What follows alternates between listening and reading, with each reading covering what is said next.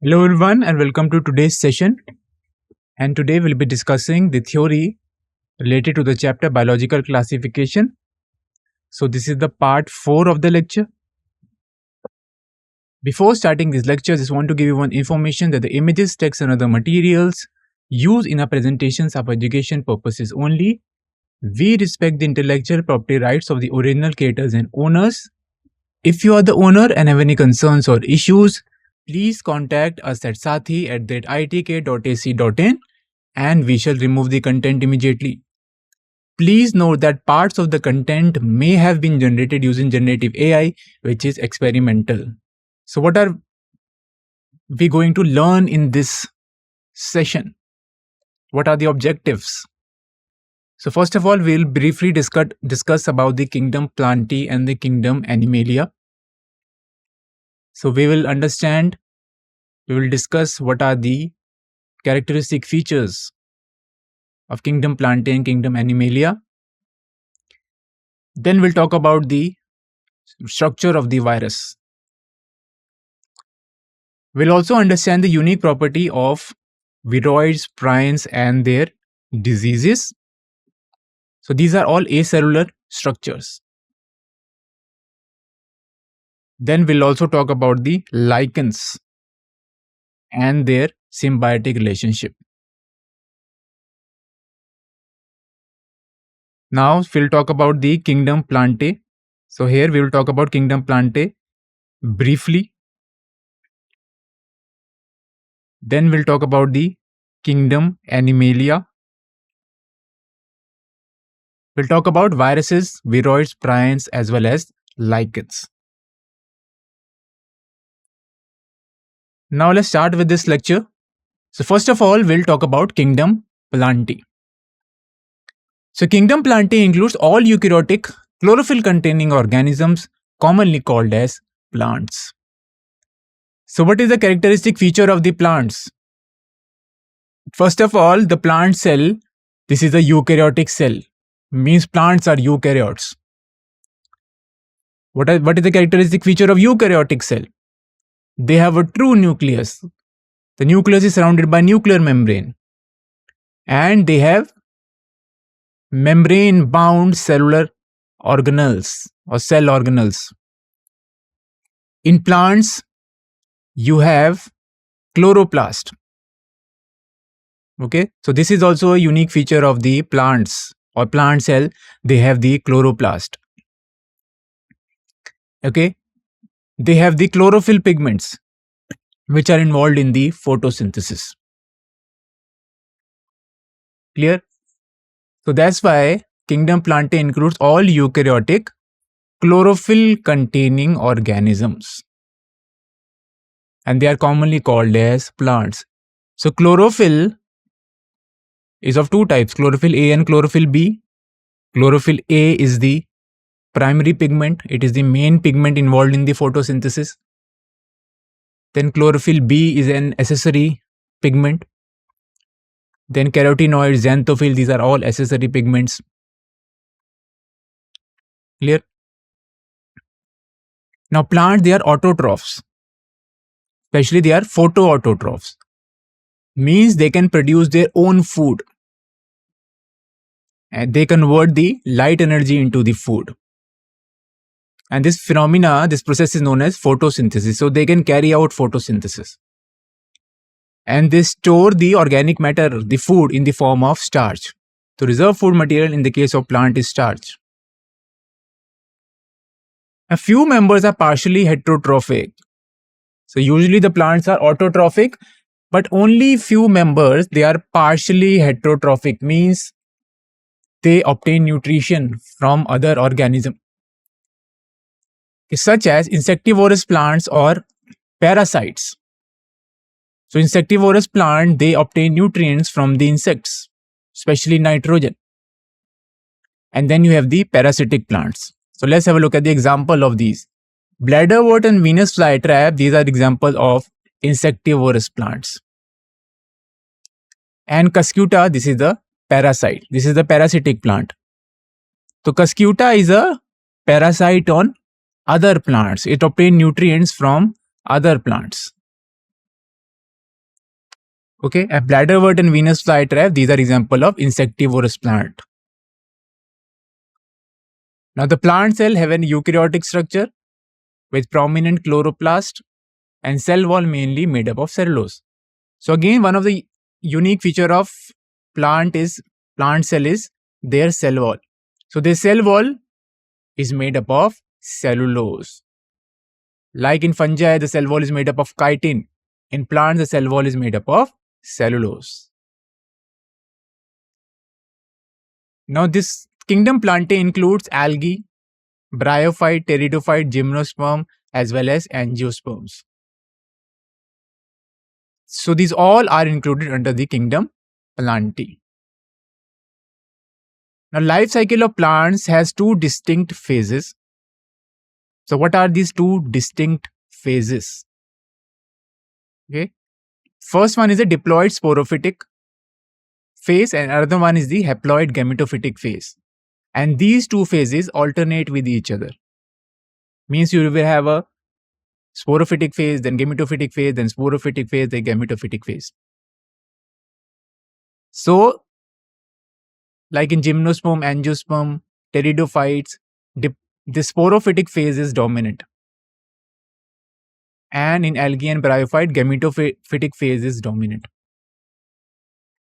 So, sporophytic phase is diploid, means it is 2n, it has two sets of chromosome. Gametophytic phase is haploid, means it has n number of chromosome, means only one set of chromosome. In sporophytic phase is related to the formation of spores, that's why it is known as sporophytic phase. And gametophytic phase, this is involved in the formation of gametes, that's why it is known as the gametophytic phase. Okay, these two phases alternate with each other, and this process, this phenomena is known as alternation of generation.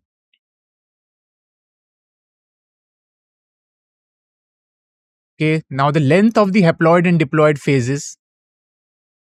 Okay, you can see here the length of the haploid and diploid phase, or which phase is dominant or which phase is recessive. Okay, and whether these phases are free living or dependent on the others vary among different groups in the plant. So like I have told you, in algae and bryophyte, gametophytic phase is dominant, and in pteridophyte, gymnosperm and angiosperm, sporophytic phase is dominant. And these phases can be either free living or it can be dependent on other. Now this phenomenon is called alternation of generation. So you will study about this alternation of generation and these different phases in the chapter Kingdom Plantae, Plant Kingdom. Okay, now let's talk about the kingdom Animalia. So this kingdom is characterized by the heterotrophic eukaryotic organisms.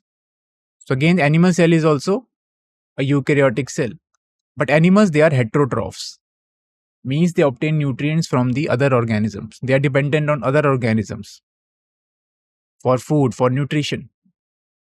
Animals are multicellular and they lack cell wall. So remember, the animal cell or the animals, they do not have a cell wall. Now they directly or indirectly depend on plants for the food. So what does this mean? How do animals, they are directly dependent on the plants? So animal like herbivores, they directly feed on the plants. So they are directly dependent on the plants. And then how the animals are indirectly dependent on the plants? So the carnivores, they feed on the herbivores. And the herbivores, they accumulate the biomass by feeding on the plants. So you can say carnivores are indirectly dependent on the plants. And herbivores, they are directly dependent on the plants. So like cow or deer, they are eating the grass or the leaves. They are eating the plant products. They are eating the fruits. Okay, they are accumulating a certain organic matter biomass. And carnivores like lion, it is feeding on the, you can say deer or the cow. Okay, so carnivores, they will be indirectly dependent on the plants. So plants, they are known as the producers. They can photosynthesize and they can produce the organic matter. Now, animals, they digest their food in an internal cavity, means digestion is internal, and they store the food reserve as glycogen or fat. So reserve food material in animals, this is glycogen, or it can be fat also. The food materials are stored in the form of glycogen or fat. And digestion, for digestion you have a separate digestive system, and the digestion is internal in case of the animals. Now, their mode of nutrition is holozoic. Remember this, means by ingestion of the food. So, what is holozoic mode of nutrition?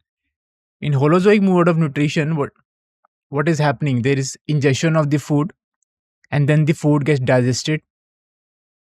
Special organs are present for the digestion, like liver and kidney. Then the absorption of the nutrients take place in the intestine. So, this is holozoic mode of nutrition: ingestion, then digestion, and then absorption of the nutrients. Nutrients are absorbed into the blood. And they follow definite growth pattern and grow into adults that have a definite shape and size. So animals, they have a limited growth. They grow up to a certain age, and they have a definite growth pattern. Their body is symmetrical. Okay, so you will have forelimbs. Okay, you will have two forelimbs, two hind limbs. Okay, you will have two legs or two hands, two ears, two eyes. So this is a definite growth pattern. Okay, and they grow into adults that have a definite shape and size. Now, higher forms show elaborate sensory and the neuromotor mechanism. So higher forms or higher animals like humans, they have a very well developed sensory as well as the nervous system. Human nervous system is advanced than rest of the animals. So they have elaborate sensory as well as neuromotor mechanism. So this helps in the survival also. If you have better sensory mechanism, you can sense the stimulus and then you can act. Clear? Then if you have better neuromotor mechanism, again, this will help you in the survival. And most of them are capable of locomotion. Like plants, they are static, they cannot move, but animals, they can move. They are capable of locomotion. So sexual reproduction is by copulation of male and female followed by embryological development. So in animals, sexual reproduction occurs. In sexual reproduction, two parents are involved. Okay. In angiosperms also, which come under plants, sexual reproduction occurs because they are producing the flowers. So in animals also, sexual reproduction is occurring. Two parents are involved here. These two parents will produce the gametes, male gamete and the female gamete. These gametes will fuse with each other, and fusion of gametes, this is known as fertilization. After fusion, a diploid cell is formed, which is known as a zygote. So zygote is a unicellular diploid structure, and from the zygote, embryo develops. So that's why it is written the copulation of the male and female is followed by embryological development. The embryo will develop finally into the new organism. Now let's talk about viruses, viroids, and prions as well as the lichens. So these are all acellular structures. Now in the 5-kingdom classification of Whitaker, there is no mention of lichens and some acellular organisms like viruses, viroids, as well as prions. So Whitaker's 5-kingdom classification didn't include these organisms. Lichens, which is a symbiotic association.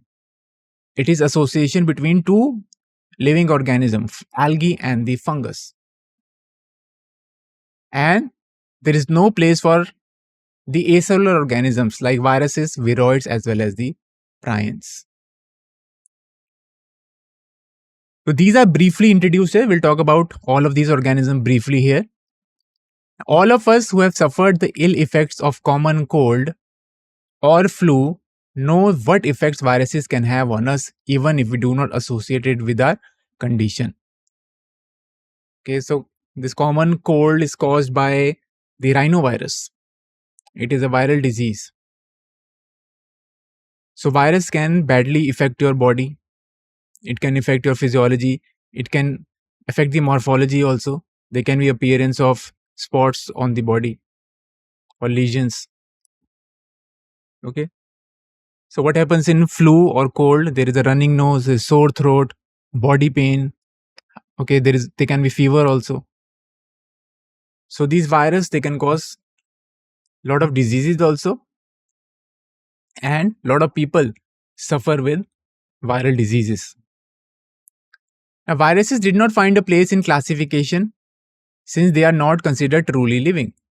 Now, if we understand living as those organisms that have a cell structure, so virus, they are acellular, okay, and they haven't been given any place in the 5 kingdom classification. And viruses, as you know, they are not truly living. They are obligate parasites. Means they require a host for their reproduction and for replication, to make their own copies, and for their growth they need a host.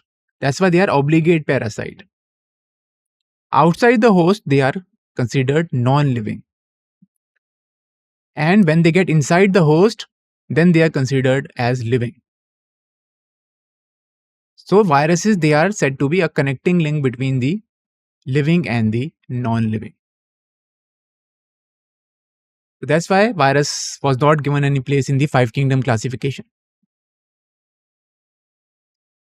Now, the viruses are non-cellular organisms that are characterized by having an inert crystalline structure outside the living cell. So viruses, as you know, they are non-cellular or they are acellular organisms, and they have a crystalline structure. And this crystalline structure, remember, it is made up of the proteins. So outside the living cell, outside a host, they occur as inert crystalline structures. Inert means they will not grow, they will not reproduce. That's why we are calling it inert crystalline structure. They are considered non-living outside the host. Now, once they infect a cell, they take over the machinery of the host cell to replicate themselves, killing the host. So once the virus, it take over the host machinery. So how do virus replicates? How it make its own copies or more copies of it itself? So it hijacks the host machinery, and it uses the host machinery to synthesize more copies of itself. Okay, that's why it is written, the viruses, they take over the machinery of the host cell to replicate themselves. So some of the virus, they integrate their genetic material into the genome of the host cell. And as the genome of the host cell replicates, these virus also replicates. And then what happens? The virus, they are assembled. A protein coat, you can say a protein coat occurs, okay, outside the nucleic acid.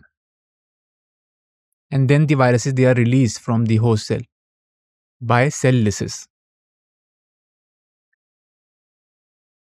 Now, would you call viruses living or non-living? So obviously viruses, they are a connecting link between living and non-living.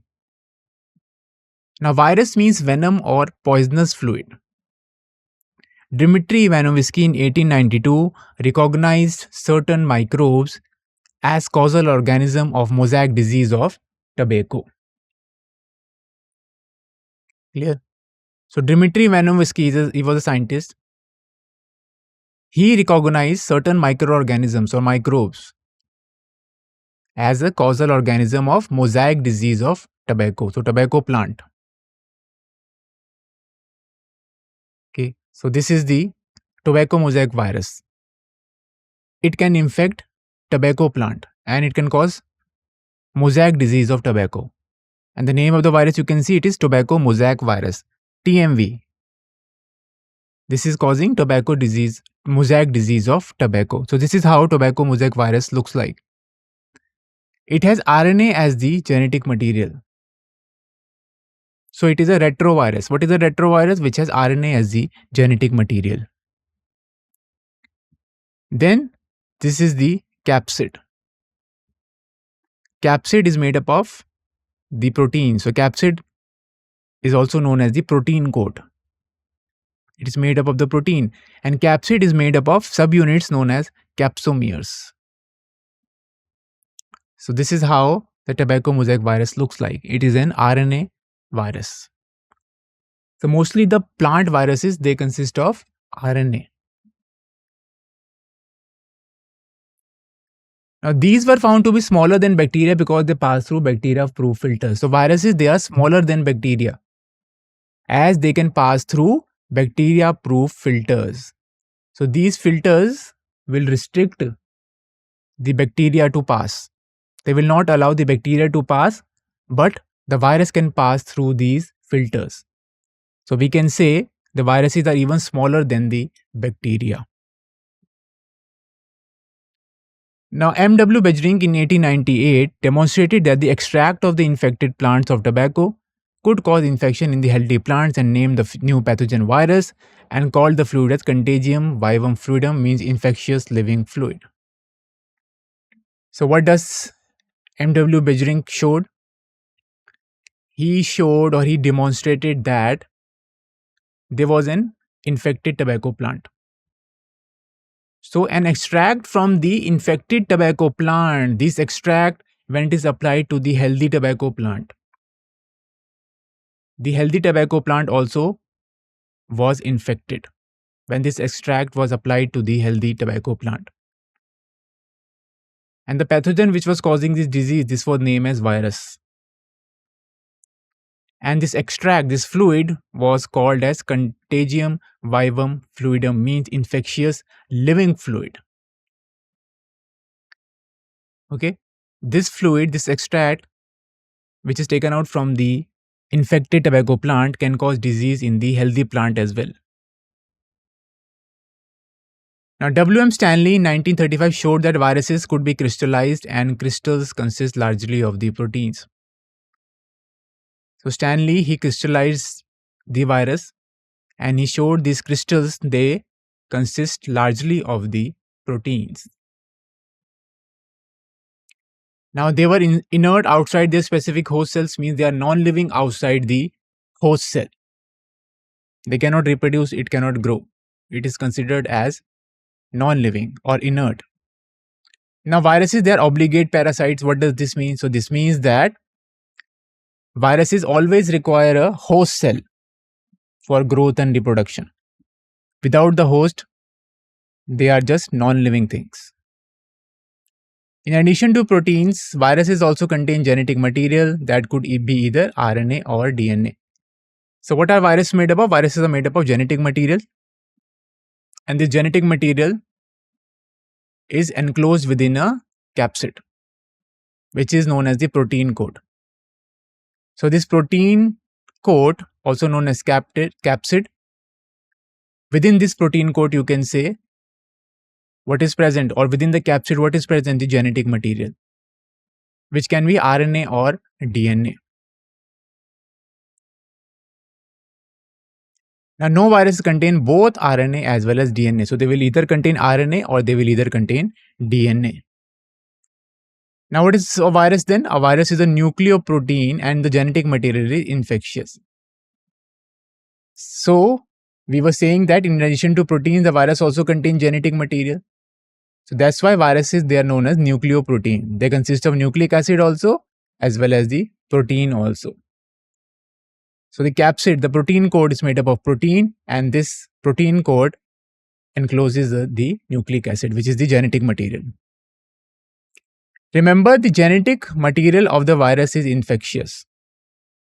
During infection, what happens? The virus transmits its genetic material into the host cell, and the capsid remain outside. The protein coat is left outside. The genetic material, which can be RNA or DNA, this enters into the cell, and then it can bind to the genome of the host cell. Okay, so capsid is left outside the host cell, and only the genetic material will enter into the host. That's why we say genetic material is infectious, not the capsid, not the protein code, because the protein code remain outside the host cell. In general, viruses that infect plants have single-stranded RNA. So plant viruses are generally single-stranded RNA, and viruses that infect animals have either single or double-stranded RNA or double-stranded DNA. So why is this so? Why plant viruses, they have only single-stranded RNA? So what happens? Usually the plant cells, they are quite stable. So that's why the single-stranded RNA doesn't get degraded in the plant cell. Now, animal viruses, these can be double-stranded RNA or double-stranded DNA or single-stranded RNA. So here you can see there is a diversity in the genetic material. And plant cells, they have a very well developed defense mechanism also. So in order to escape this defense mechanism, lot of, you can say, different strategies are evolved by the pathogens, even viruses also. So this is also a kind of, you can say, a strategy to infect the animal cell, having different genetic material, DNA and RNA. Okay, so there is a diversity in the genetic material, means different, you can say, infection strategies have been devised by the viruses in order to infect the host. Now, bacterial viruses or bacteriophages are usually double-stranded DNA viruses. So bacteriophages, what are bacteriophages? These are the viruses which infect the bacteria. So you can see the size of the virus is so small, it can even infect the bacteria. And bacteriophage, they usually contain double-stranded DNA. So this is the structure showing you the bacteriophage. This is an image showing you the bacteriophage. So you can see bacteriophage, this looks like a tadpole. So this is a tadpole-like structure. And you can see the bacteriophage consists of a head, which is also known as the protein code. This is made up of the proteins. Within this head, the genetic material is present. So genetic material is present here within the head. The genetic material in case of bacteriophage is double-stranded DNA. Then you have the collar region. Collar region is also known as the neck region. Okay. Then the tail is present. These are the tail fibers. And the tail fibers, they help inject the genetic material into the host bacterium. Clear? Then there is a sheath around this. You can say this sheath is also present. So these main parts are head, which is also known as capsid. Then you have the collar known as the neck, and this tail, which helps in injecting the genetic material into the host. So this is the structure of the bacteriophage. Then there are different type of bacteriophages also, T2 bacteriophage, T4 bacteriophage. So the protein code is also known as capsid, and it is made up of smaller subunits called capsomeres, which protect the nucleic acid. So this head is also known as capsid or protein code. This is made up of subunits known as the capsomers, and this capsid protects the nucleic acid. This protects the genetic material. Now these capsomers are arranged in helical or polyhedral geometric forms. Viruses cause disease like mumps, smallpox, herpes and influenza. So viruses, they cause a lot of diseases, a lot of human disease also, such as mumps, smallpox, herpes and influenza. And viral disease, they are usually difficult to treat. AIDS is also caused by a virus which is known as human immunodeficiency virus. This is also a retrovirus, means it contains RNA as a genetic material. AIDS in humans is also caused by a virus. In plants, the symptoms can be mosaic formation. Symptoms of the viral infection can be mosaic formation, leaf rolling and curling, yellowing due to loss of chlorophyll, vein clearing, dwarfing, and stunted growth. So these are the symptoms of the viral infection in case of the plants. Now let's talk about the viroids. So what are viroids? So in 1971, Theo Diner discovered a new infectious agent that was smaller than viruses and caused potato spindle tuber disease. So what was the observation? What was the discovery of Theo Diner? So you should remember the discoveries of the scientist. Which scientist discovered what? So viroids, first of all, they are smaller than viruses. And they can also cause disease such as potato spindle tuber disease. So what are viroids? Viroids are basically free RNA. They don't consist of the capsid. So viroids are basically free RNA. They lack the protein code, means there is no capsid. Okay, they lack the protein code that is found in the viruses, hence the name viroid. They don't have a capsid, they only have the free RNA. So this free RNA known as viroids, this can also cause diseases. And the RNA of the viroid, this is generally of low molecular weight. Remember this. Clear? It is of low molecular weight. Now let's talk about the prions. In modern medicine, certain infectious neurological diseases were found to be transmitted by an agent consisting of abnormally folded proteins. So what are prions? Prions are basically abnormally folded proteins.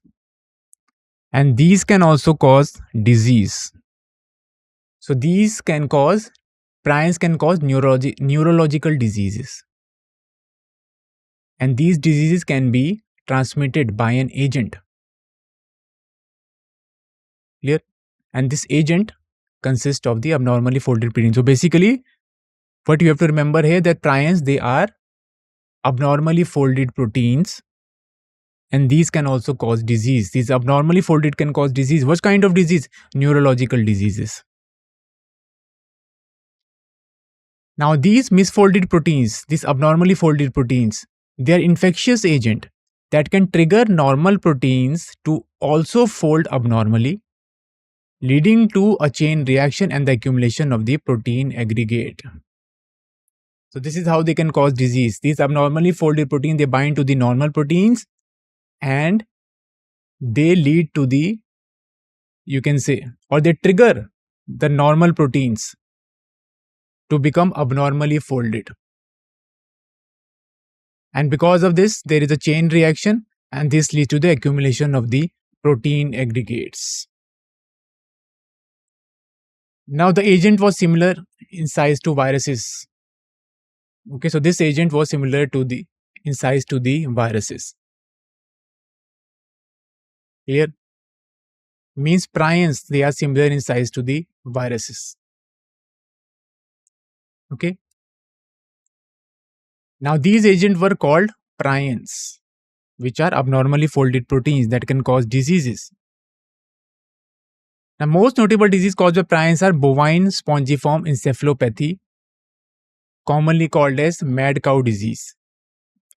So this is again a neurological disorder, or you can say brain disorder. Clear? This is also known as mad cow disease because there is a change in the behavior of the cow, okay, or the animal. Clear? And it is a neurological disorder. Now its analogous variant, Creutzfeldt-Jakob disease, this occurs in the human. So this is also a neurological disorder. Both of them are caused by the prions. Let's talk about the lichens now. So lichens is a symbiotic association between the algae and the fungus. So here the algal partner is known as a phycobiont and the fungal partner is known as the mycobiont. So it is a kind of symbiotic relationship, means both the partners are benefited. Both the interacting partners are benefited. Means both the algae and the fungus, both of them are benefited. So the algae, it provides sugars. It provides food to the fungus. because algae can photosynthesize. And the fungi in returns, what does fungi provide? So fungi provide shelter to the algae, and it also helps the algae to absorb nutrients as well as the water. So it provides nutrients and water to the algae, which are very important for the growth of the algae and to carry out the photosynthesis.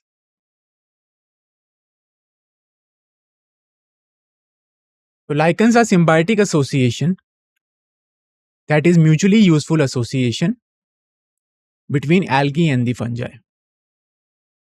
Both the partners are benefited. Algal component, this is known as the phycobiont.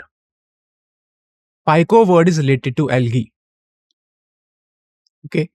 And the fungal component is known as the mycobiont. This myco word is related to fungi. Clear? The phycobiont, this is autotrophic. This can photosynthesize.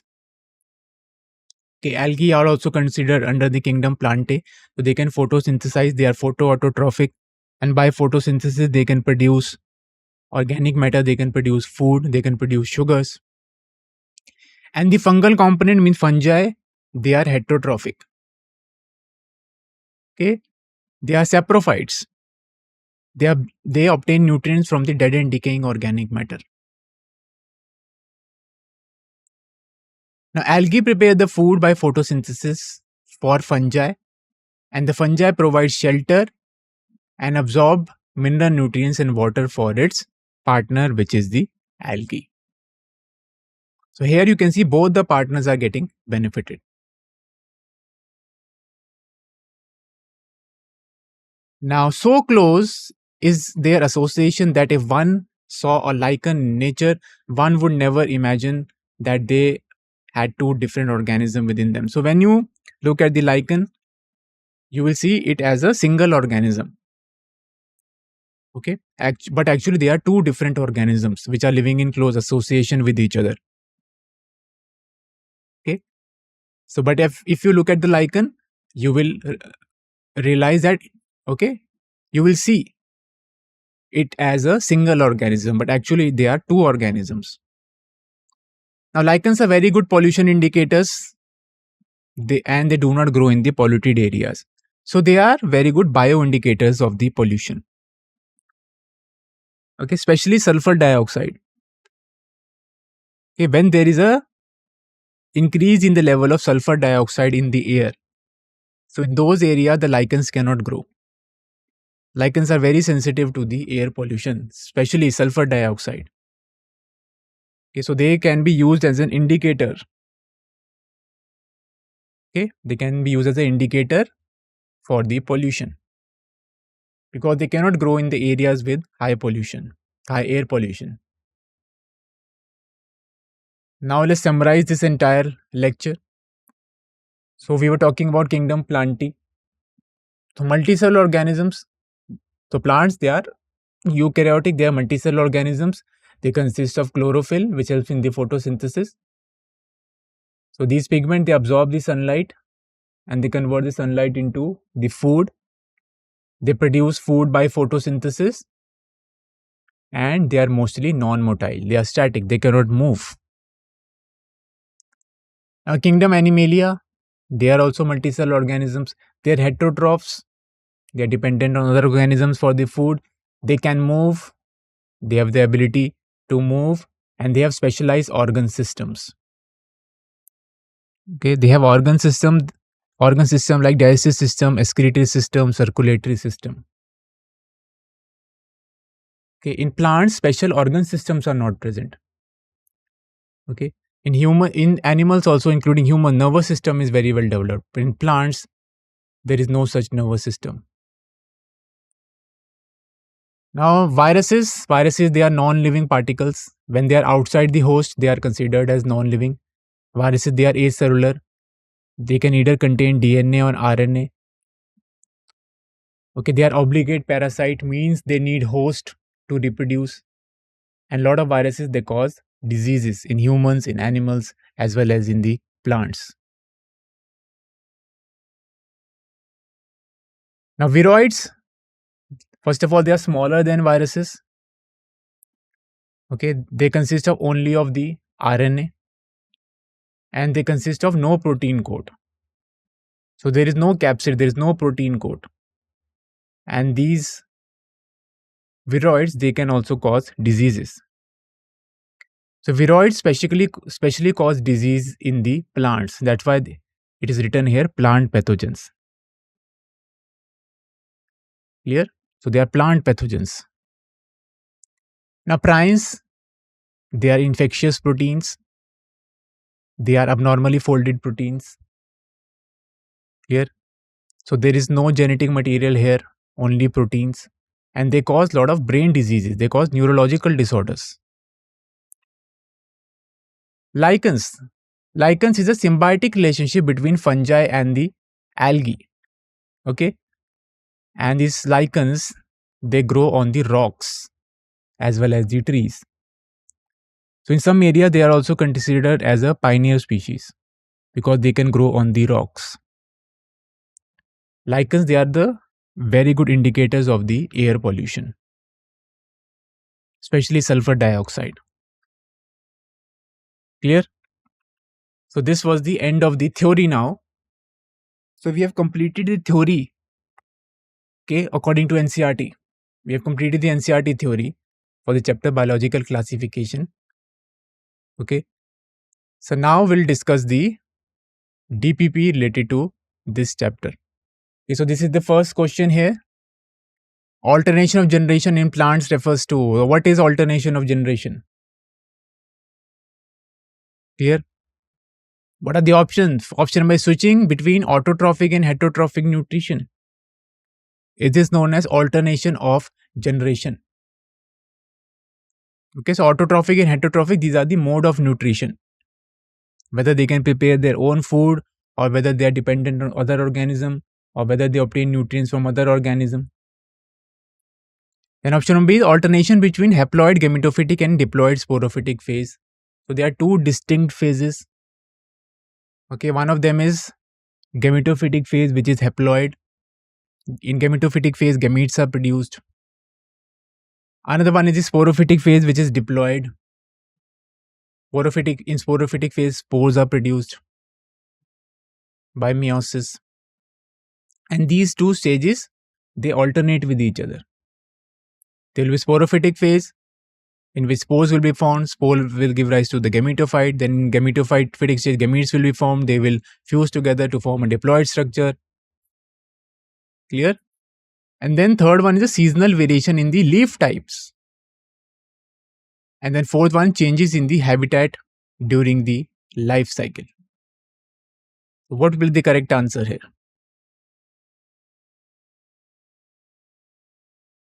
Okay, the correct answer here will be alternation between the haploid gametophytic and the diploid sporophytic phase.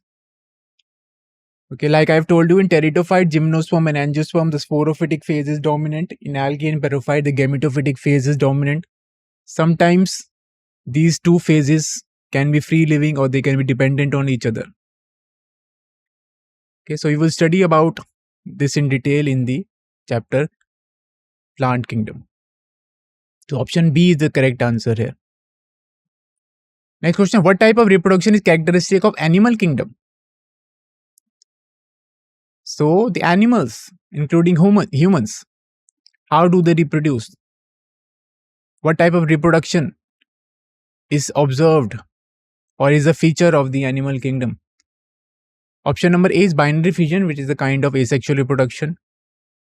So binary fission can occur in bacteria, in yeast as well. So here one cell divides into two, one parent cell divides into two daughter cells. That's why it is known as binary fission. Then spore formation. Okay, does spore formation occurs in the animal kingdom? We have seen that the members of kingdom fungi produces a lot of spores, like ascospores, basidiospores. These are all sexual spores. Then conidia, these are also spores. These are asexual spores. Okay, then third one is copulation, following by embryological development. So is this the correct answer? Copulation. You can say it is a kind of sexual intercourse. Two parents are involved here. One male and another one is the female. and they produce the gametes, male and the female gametes.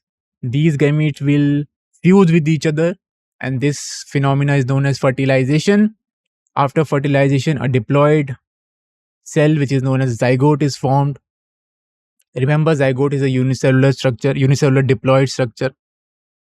And this zygote, mitosis occurs in this zygote to form the embryo. And the embryo will give rise to the new organism. And the fourth one is vegetative propagation. Okay, so what will be the correct answer here?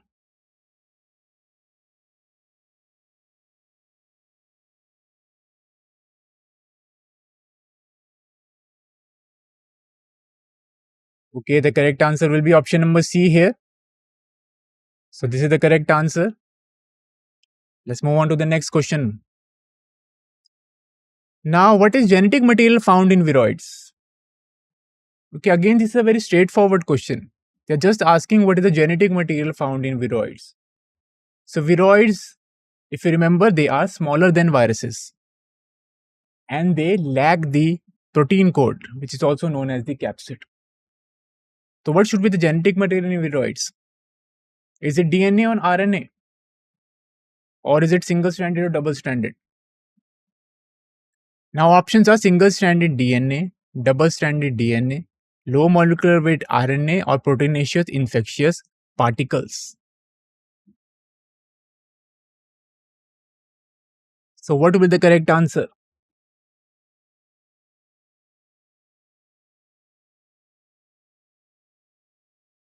So let's have a look at the answer. Answer here is low molecular weight RNA, means the answer is option number C. So this is the correct answer. So viroids, they consist of free RNA, and this RNA is of low molecular weight. Proteinaceous infectious particles, these are prions. Okay, so option number D, this should be prions. They can also cause infections, but they are made up of proteins. Double-stranded DNA, they are present in bacteriophages. Single-stranded DNA, they are present in the animal viruses. Animal viruses can contain, this animal virus usually contain double-stranded DNA, not single-stranded DNA, okay? They contain what? They can contain RNA also, single-stranded RNA also, and double-stranded RNA also, and double-stranded DNA. Now, next question is regarding the lichens. So lichens, they are the symbiotic association between. So in symbiotic association, what happens? Both the interacting partners, they are benefited. Okay. So lichens is a symbiotic association between. What are the option? Option number is bacteria and fungi. Second option is algae and fungi. The third option is viruses and bacteria. And fourth option is protozoa and the algae. What will be the correct answer?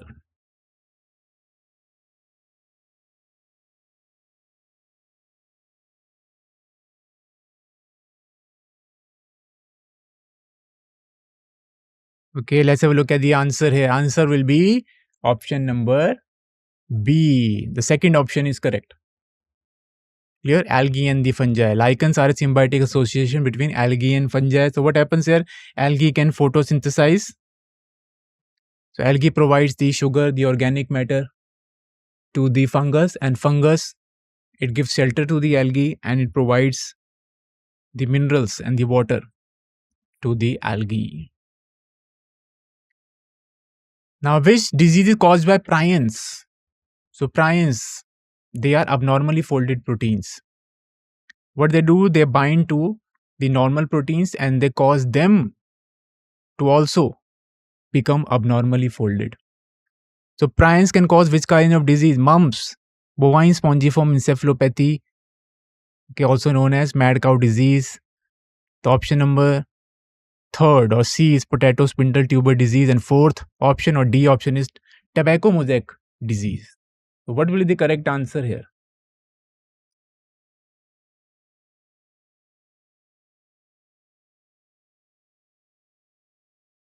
Okay, here the correct answer will be option number B. Okay, bovine spongiform encephalopathy. Clear? This is known as a mad cow disease. This is a neurological disease, and the animal behavior also changes here. That's why it is known as mad cow disease. Okay, so let's submit the answers.